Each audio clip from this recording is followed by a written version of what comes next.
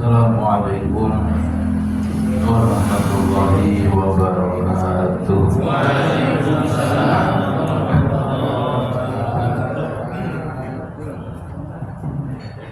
Bismillah walhamdulillah wassalatu wassalamu ala rasulillah Sayyidina Muhammad ibn Abdillah.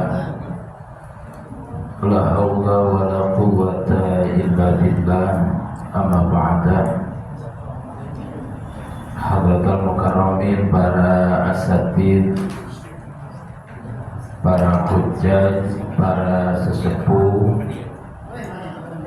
yang kesemuanya, mohon maaf tidak saya sebutkan satu persatu, namun tidak mengurangi rasa hormat dan rasa takjub saya. Para aparatur pemerintah yang sangat saya hormati, para hadirin jamaah musholla Baitul Muttaqin yang kesemuanya mudah-mudahan selalu mendapatkan limpahan rahmat, taufik, hidayah dan hidayah dari Allah Subhanahu wa Ta'ala. Sebelumnya mari kita sama-sama baca Ubil Quran Surat Al-Fatihah untuk pengarang kitab Safinatun Najah, Syekh Salim bin Sumair Al-Hadrami, li sahibil mu'alif,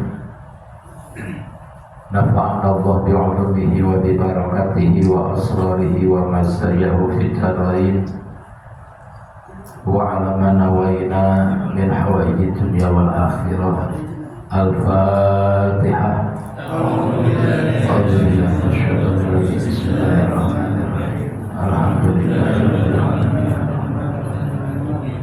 Iyyaka na'budu wa iyyaka nasta'in shiratal ladzina an'amta 'alaihim ghairil maghdubi 'alaihim. Bismillahirrahmanirrahim. Faslun. Bermula ini yaitu satu pasal dalam menjelaskan wajib apa saumu Ramadhana, puasa Ramadan, bi ahadi umurin, dengan salah satu dari perkara-perkara khamsatin yang 5. Artinya puasa bulan Ramadan itu akan menjadi wajib atau diwajibkannya puasa Ramadan itu apabila terdapat salah satu dari 5 perkara yang akan dijelaskan. Kalau sudah ada salah satunya, maka kemudian kita wajib untuk puasa Ramadan. Sebagaimana pelaksanaan sholat. Kapan pelaksanaan sholat itu wajib? Maka jawabannya, kalau pertama, sholat wajib dilaksanakan kalau sudah masuk waktu. Kalau belum masuk waktu, maka sholat belum wajib. Begitu juga wudhu. Wudhu, kapan wudhu itu diwajibkan? Maka jawabannya, kalau ingin melaksanakan sholat.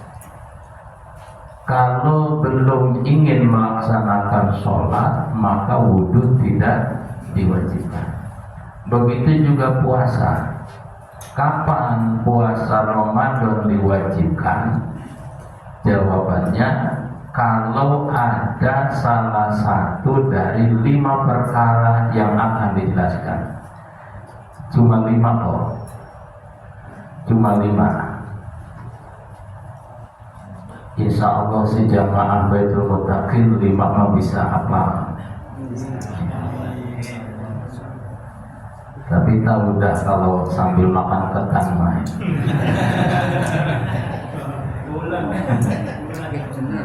Bagian jahat banget tuh ah. Jamaah mana enak makan ketan. Ustaznya makan nggak buruk makan ketan.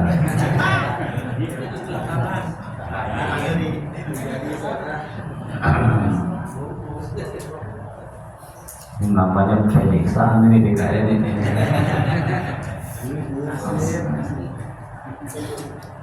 Ahaduha pertama dari 5 perkara tadi, puasa Ramadan wajib bikamali Sya'bana, dengan telah sempurnanya bulan Sya'ban salasina yauman, sebanyak 30 hari. Kalau bulan Sya'ban sudah genap 30 hari, maka puasa Ramadan sudah wajib dilaksanakan. Kenapa? Karena dalam hitungan bulan Hijriah tidak ada tanggal 31, hanya sampai 30 hari. Jadi kalau bulan Sya'ban sudah sampai 30 hari, maka berarti besoknya sudah wajib melaksanakan puasa. Itu yang pertama. Udah gak bisa ditawar-tawar lagi. Kalau sudah 30 hari ya sudah jelas pasti puasa.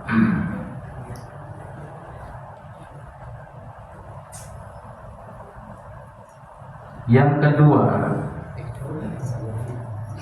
wasaniha, bermula yang kedua, yaitu biru'yatil hilali. Wajib puasa Ramadan dengan sebab melihat hilal. Fi haqqiman, pada haknya orang ro'ahu yang melihat hilal, wa ingkana, sekalipun orang tersebut itu fasikon, orang fasik. Maksudnya yang kedua ini, apabila ada orang walaupun dia ini orang fasik, jika kok melihat hilal, maka wajib bagi dia untuk melaksanakan puasa. Contoh, misal sore ini masuk tanggal 29, besok maghribnya, menjelang maghrib, dia itu misalkan ngelihat hilal, maka bagi dia yang melihat hilal wajib besoknya itu puasa. Jadi bagi dia berarti bulan Sya'bannya 29 hari. Maka kalau dia melihat hilal, besoknya berarti dia wajib puasa. Walaupun dia yang melihat ini orangnya orang fasik. Orang fasik. Boleh, wajib berarti dia untuk melaksanakan puasa. Lah bagaimana bagi yang enggak melihat hilal? Wasalisuhan, yang ketiga, bisubutihi, dengan sebab ditetapkannya hilal, fi haqqiman, pada haknya orang lam yarahu, yang tidak melihat hilal. Penetapan hilal ini biadli syahadatin, dengan adanya orang adil yang bersaksi. Adli syahadah, orang yang adil persaksiannya. Misalkan ada orang ini adli syahadah. Artinya adli syahadah itu orang yang memang enggak melakukan dosa besar, juga enggak sering melakukan dosa-dosa kecil, kemudian juga lebih banyak taatnya ketimbang maksiatnya, juga jenis orang ini adalah laki-laki dan merdeka, bukan budak, laki-laki. Kalau ada satu orang yang jenis orangnya seperti tadi, dia ngomong bersumpah bahwa dia melihat hilal, walaupun satu orang, maka bagi orang yang enggak melihatnya wajib untuk melaksanakan puasa. Dengan catatan dia bersumpahnya itu di hadapan pemerintah, di hadapan pemimpin. Dia ngomong, asyhadu anni ra'aitul hilala, saya bersaksi bahwasanya saya melihat hilal. Nah, ketika dia sudah bersaksi seperti itu, maka kita yang enggak melihat ada kewajiban besoknya untuk melaksanakan puasa. Jelas ini jelas? Ini yang ketiga. Yang keempat, warabi'uha bi ikhbari adli riwayatin, wajib puasa Ramadan dengan adanya kabar mengenai tetapnya bulan Ramadan dari orang yang adil periwayatannya. Adil periwayatannya di sini maksudnya orang tersebut bukan laki-laki tapi perempuan. Kalau tadi adli syahadat itu laki-laki, kalau adli riwayat ini perempuan. Ada seorang perempuan yang memang dia itu ya ahli ta'ah, juga dia itu ya bukan tukang maksiat. Adli riwayat mengumumkan atau mengkhabarkan bahwa bulan Ramadan ini telah muncul, hilal itu telah kelihatan. Mausukin bihi, dan juga yang nyampein ini orangnya memang dipercaya. Sawa'un, baik adalah waqa'a fil qalbi, di dalam hati kita ini ada sidquhu, membenarkan kabar tersebut ataupun tidak, maka jadi wajib melaksanakan puasa Ramadan. Ada kabar yang mengabarkan itu perempuan, cuma perempuannya ini dipercaya, memang nggak pernah ketahuan dia itu bohong, mengkhabarkan bahwasanya bulan Ramadan tanggal sekian. Nah, baik nanti kita yang mendengar kabar itu membenarkan kabar dia ataupun enggak, ya tetap kita harus wajib besoknya melaksanakan puasa. Misalkan yang ngasih khabar itu menteri agama, cuman menteri agamanya ini perempuan. Nah, maka kabar yang disampaikan oleh menteri agama itu namanya adlur riwayat, bukan adlur syahadah. Dia menghabarkan bahwasanya bulan Ramadan tanggal sekian, maka kita di dalam hati kita mau percaya dia benar ataupun enggak, ya tetap ada kewajiban besoknya untuk melaksanakan puasa.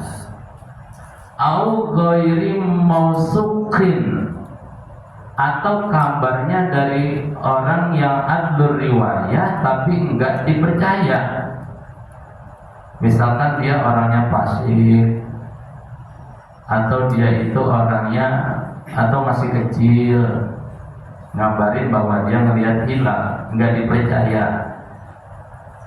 Itu juga tetap kita wajib besoknya melaksanakan puasa karena dengar kabar dari dia, in waqa'a fil qalbi, kalau memang ada di dalam hati kita sidquhu, membenarkan kabar dia. Kalau memang kita membenarkan kabar dia, walaupun orangnya kok nggak dipercaya, mungkin karena sering bohong, atau mungkin dia orang fasik, tapi hati kita membenarkan ucapan dia, kabar dia, maka berarti kita ada kewajiban untuk melaksanakan puasa. Artinya misal gini, Bapak misalkan ini kurang percaya sama Menteri Agama ya, kurang percaya sama Menteri Agama, tapi ketika dia mengabarkan bahwa bulan puasa jatuh tanggal sekian dan hati kita membenarkan kabar dia, penentuan yang telah dia tetapkan, maka kita wajib puasa. Bagian kata kita kurang percaya sama Menteri Agama gitu. Ini pada diem aja, paham gak ini? Jadi ngerti saya. Jadi andaikan kata kita nggak senang dengan pemerintah, tapi ketika dia mengkabarkan bahwa puasa bulan Ramadan tanggal sekian dan kita mengiyakan kabar itu, ya maka kita wajib puasa. Wajib puasa. Biarpun Bapak ini nggak senang sama Menteri Agama sekarang misalnya. Tapi kalau udah netapin begitu dan hati kita mengiyakan, ya iya puasa. Itu yang keempat. Yang kelima, wa khamisuha, yang kelima, puasa wajib bidzonni dukhuli Ramadan, dengan menduga kuat masuknya bulan Ramadan. Dugaan ini bil ijtihadi, dengan hasil ijtihad, dengan usaha. Setelah mengusahakan berbagai macam cara, kemudian menduga kuat bahwa bulan Ramadan akan terjadi besok atau sekarang misalnya. Fiman, pada haknya orang, istabaha, yang belum jelas alaihi, atas orang tersebut, belum jelas apa, dalika, masuknya bulan Ramadan. Bagi orang yang belum jelas masuknya bulan Ramadan, misalkan orang ini lagi di penjara, nggak ada TV, nggak ada kalender, juga nggak ada informasi-informasi, atau bapak ini lagi di dalam hutan menyendiri atau di goa lagi betapa, bapak ini nggak tahu kabar sama sekali, maka boleh dengan ijtihad bapak untuk menduga kuat bahwa sekarang ini udah masuk bulan Ramadan, maka wajib untuk melaksanakan puasa. Kalau memang yang tadi nggak ada, yang di atasnya nggak ada tadi 30 hari bulan Syaban sempurna, nggak ada yang tahu karena nggak ada kalender, yang ngasih kabar atau yang melihat hilal juga enggak, yang ngasih kabar juga nggak ada, maka boleh alternatif terakhir. Ini kondisinya kalau memang nggak ada sama sekali informasi. Nah, sekarang apa? Kalau orang nggak tahu informasi sama sekali, bukan, berarti bukan orang sekarang, ini orang purba. Karena informasi sekarang gampang dapat informasi. Nah ini bagi orang yang memang kondisinya tadi lagi di penjara, misal lagi ditawan, misal kayak saudara-saudara kita di Palestina yang lagi ditawan, misal Israel berarti, atau sedang betapa di gua, nggak perlu lagi ngamalin apa, betapa di gua kali, biar sakti. Cuman menduga bulan Ramadan tidak boleh dengan meramal. Walaupun bapak itu sakti banget, bisa baca hari atau bisa baca orang, sakti lah bapak misalkan, tapi untuk menentukan bulan Ramadan nggak bisa dengan cara itu. Sesakti-saktinya bapak untuk menentukan bulan Ramadan nggak bisa dengan ramal-ramalan, nggak bisa dengan ramal-ramalan. Jadi kesaktian yang bapak miliki untuk menentukan bulan Ramadan nggak dipakai dalam hal ini, Pak. Nggak dipakai. Kalau hujan mau disalmi? Kalau hujan bisa, jangan bapak ini sakti bisa memberhenti hujan. Kepakailah buat orang-orang hajatan mah. Tapi kalau untuk bulan Ramadan nggak kepakai, nggak bisa. Jadi nanya kapan bulan Ramadan jangan sama yang ngerti begituan. Kudu ngeliat hilal dulu,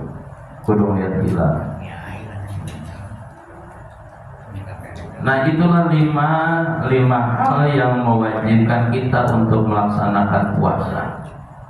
Kemudian yang selanjutnya faslun syurutus sihatihi, bermula syarat-syarat sahnya puasa. Syarat-syarat sahnya puasa itu arba'atun, ada 4. Yang pertama arba'atu asya'a, ada 4 macam. Yang pertama islamun, yakni beragama Islam. Puasa akan menjadi sah kalau dilakukan oleh orang non-Islam. Orang murtad enggak sah puasa walaupun dia enggak makan ataupun minum di siang hari, enggak sah.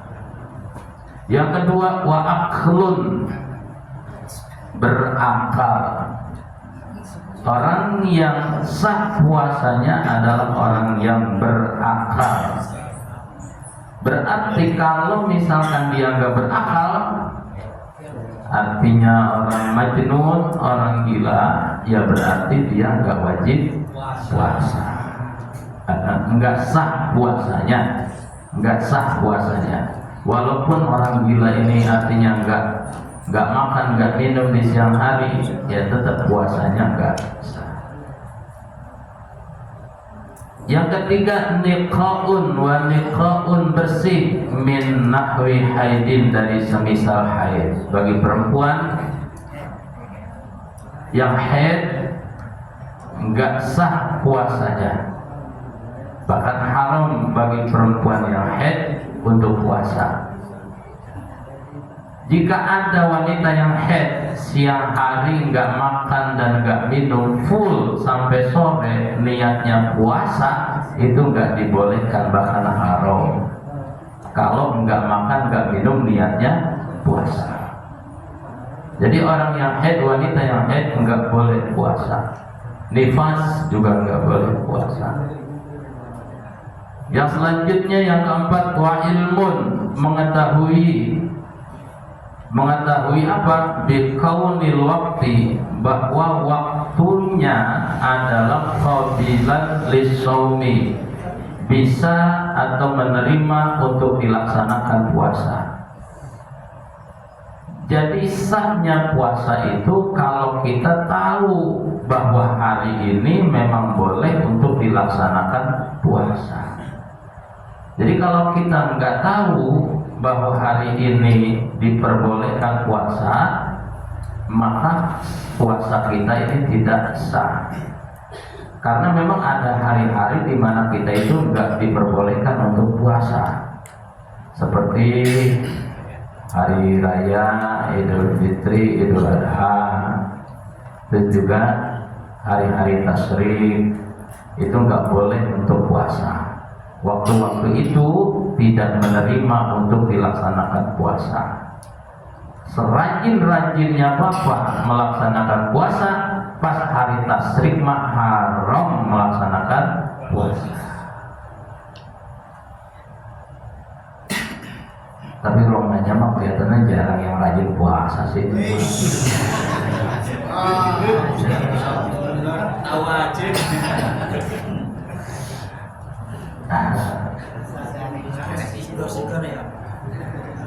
Ngaji cuma 30 menit romanya gak sabar bisa itu makan ketan.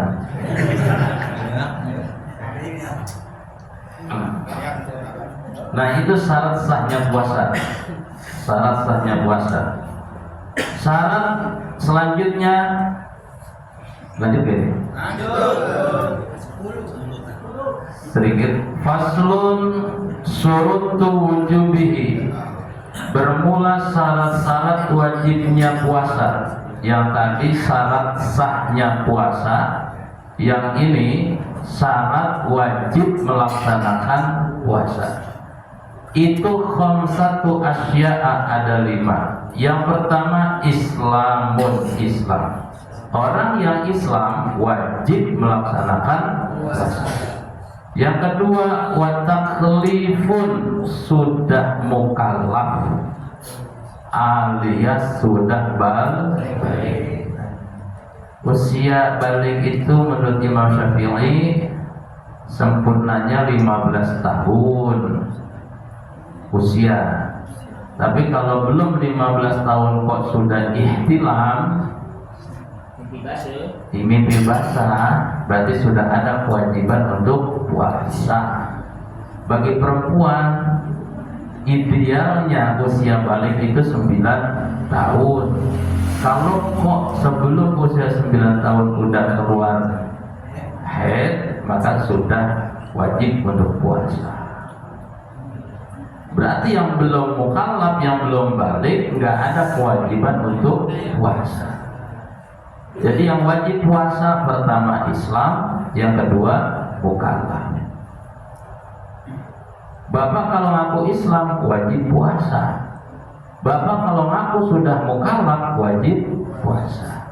Kalau bapak kok nggak puasa, berarti bapak bisa jadi tidak beragama Islam. Yang kedua bisa jadi belum balik.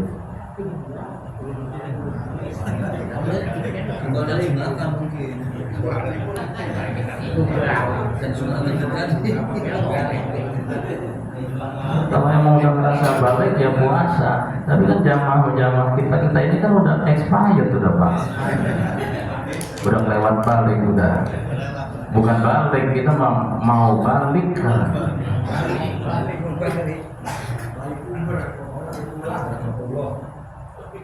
Yang selanjutnya wa itaqatun, wajib puasa itaqatun kalau mampu, punya kemampuan, kekuatan untuk puasa. Artinya kalau nggak mampu, misal karena sakit, yang apabila kita puasa bakalan bahaya buat diri kita, maka boleh nggak puasa. Atau bapak ini pekerja keras, yang kalau kerja itu kerjanya keras betul, masyaqqatan sadidah, mengalami kesulitan yang sangat sulit pada saat kerja. Ya kalau begitu berarti nggak ada kewajiban untuk melaksanakan puasa. Kalau mampu, atau bapak ini usianya udah sepuh banget, nggak kuat untuk puasa, berarti nggak ada kewajiban untuk puasa. Cuma nanti ada konsekuensinya. Apa konsekuensinya? Insya Allah di pertemuan yang akan datang kita bahas. Yang selanjutnya wasihatun, sehat, harus sehat. Kalau nggak sehat, nggak ada kewajiban untuk melaksanakan puasa. Yang selanjutnya iqamatun, berada di daerahnya sendiri. Wajib untuk orang yang berada di daerahnya sendiri alias enggak bepergian, enggak musafir, maka wajib untuk melaksanakan puasa. Loh, kalau musafir bagaimana? Enggak wajib untuk puasa kalau musafir. Cuman intadallahu bihi fal fitru afdhalu. Kalau andai kata dengan musafir kok kita merasa berat melakukan perjalanan, maka buka puasa alias enggak puasa itu lebih utama. Tapi wa illa fasaumu afdalu, kalau kok biasa-biasa aja maka puasa lebih utama. Puasa lebih utama. Jadi model kayak kita mah pasti ngambilnya yang itu buka lebih utama. Kalau musafir boleh enggak puasa. Cuman bagi orang yang memang bukan kerjaannya pepergian, artinya kalau memang musafir itu ya jarang-jarang musafirnya karena ada acara apa musafir, bukan karena kerjaannya itu musafir. Bagi orang yang kerjaannya musafir, kerjaannya memang harus keluar kota tiap hari, Ya bukan berarti harus ninggalin puasa, ya tetap wajib puasa. Ini mah bagi orang yang musafir kadang-kadang, bukan kerjaan. Arkanuhu, rukun-rukun puasa. Rukun puasa ini ada 3. Ini sampai sini aja dulu. Kalau kita habisin kebanyakan kayaknya. Kebanyakan ongkohan dia. Melihat bapak makan ketan, saya juga mau. Udah sampai sini. Ya, yang mau tanya silakan. Dia mengalami head tapi jam 5, terus dia meneruskan puasa sampai jam 6 buka, itu dihitung atau enggak? Enggak dihitung puasa, batal puasanya, batal puasa, enggak bisa dilanjutkan, Satu jam Iya. Detik-detik terakhir sekalipun kalau non overhead ya enggak dihitung puasa. Gimana?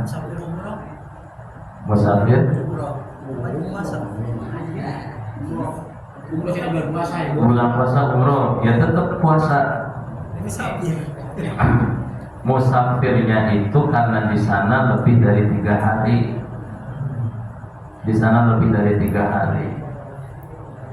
Dan juga di sana tujuannya untuk netap juga. Netap juga selama berapa hari gitu. 7 hari atau 8 hari netap di sana. Jadi bukan musafir untuk ninjau doang, tapi untuk menetap juga di sana. Jadi wajib puasa. Yang musafir umroh memang capek kan naik pesawat.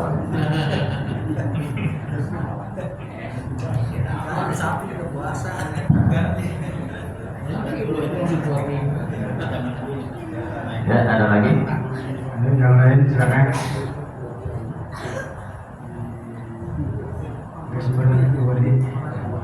Ya, kalau nggak ada kita tutup. Silakan. Wallahu a'lam. Kalau sahur ke siangan Pak di waktu ajan masih ada waktu nggak? Belum, nggak ada. Nggak ada. Kalau waktu ajan udah berkumandang berarti nggak ada waktu sahur. Nggak ada waktu sahur. Ya jangan sahur.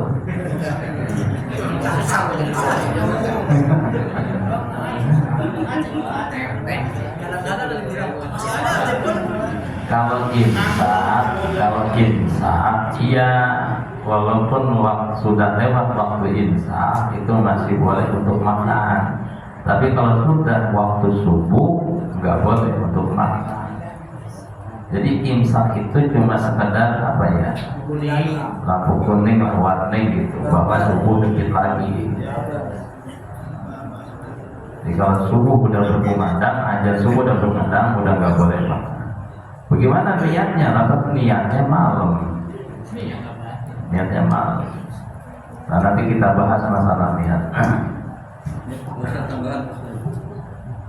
Berkaitan dengan masuknya puasa, di kita ini kan banyak beragam loh.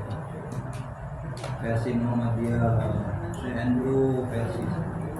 Kalau kita nggak bermazhab, kemana itu patokan Ustaz? Misalnya, kan banyak orang modern sekarang yang bermazhab.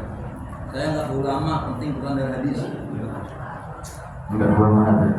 Enggak bermadzhab kumaha gimana? Banyak di antara kita sana saya sudah sok berselisih banyak Muhammadiyah ya. Iya itu. Kemana ada orang yang nggak punya mazhab?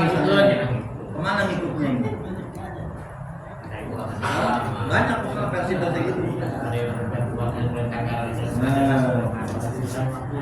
Jadi penentuan bulan puasa itu ada 2 cara. Pertama biru'yah, dengan cara melihat hilal langsung.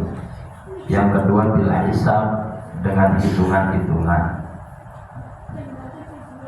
Biasanya kalau Muhammadiyah, setahu saya, dia itu cukup dengan bil hisab, hitung-hitungan. Jadi jauh-jauh hari dia sudah menentukan bahwa puasa itu akan jatuh bulan ini dan tanggal segini. Nah, untuk NU ini menggabungkan hisab dan juga ru'yah. Kalau dalam hitungan misalkan tanggal 12 Maret itu jatuh bulan Ramadan, maka malam tanggal 12 itu diinclong dulu, diru'yah dulu. Kalau kok enggak kelihatan hilalnya, maka akan diistiqmalkan, disempurnakan menjadi 30 hari bulan Syabannya. Nah, bagi kita patokannya pokoknya kalau udah tanggal 30 ya udah puasa. Dan kalau misalkan sudah ada penetapan dari pemerintah, walaupun tadi kita kurang suka sama pemerintah, kalau sudah ditetapkan ya tetap kita wajib melaksanakan puasa. Jadi gak usah bingung-bingung. Yang salah mah itu kalau enggak puasa. Ada anjing nggak puasa Ustaz.